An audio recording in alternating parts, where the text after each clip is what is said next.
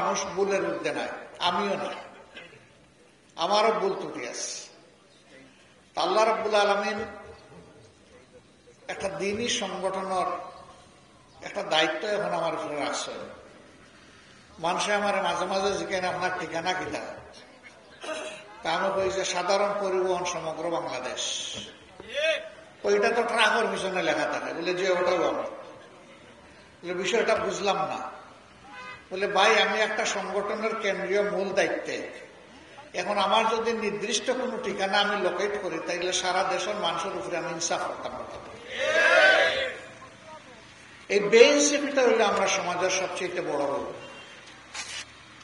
অতীতে যারা রাষ্ট্রের বড় বড় দায়িত্বে গেছে, তারা চেষ্টা করছেন নিজের এলাকার সোনার থাল বানাইল, আর অন্য এলাকা অন্ধকার গহ্বরে থাকুক, এটার বা ফিরিয়া চাওয়ার কোন সময় পাইছে না। আল্লাহ তাআলার কাছে তৌফিক চাই, কোনদিন যদি আল্লাহ রাষ্ট্রের বৃহত্তর কোন খেদমত করার সুযোগ দেয়, একটা মানুষের হক যেন আমার জানা মতো আমার হাতে নষ্ট না হয়। আল্লাহ যেন এই হক আদায় করার তৌফিক দেয়। এবং আমার দ্বারা যদি এইরকম হক আদায় হয়, তাইলে আমার এই ছোটবেলা থেকে যারা স্নেহ আদর ভালোবাসা দিয়া গড়িয়া তুলছেন আপনারা সবাই, ইনশাআল্লাহ এর বারাকা আল্লাহ তাআলা আপনারা দুনিয়াতে দিবা, আখিরাতেও দিবা। এবং আমি বিশ্বাস করি আমার প্রতি ভালোবাসা মায়া যেটুকুই আপনারা আছে, এটা আল্লাহর দান।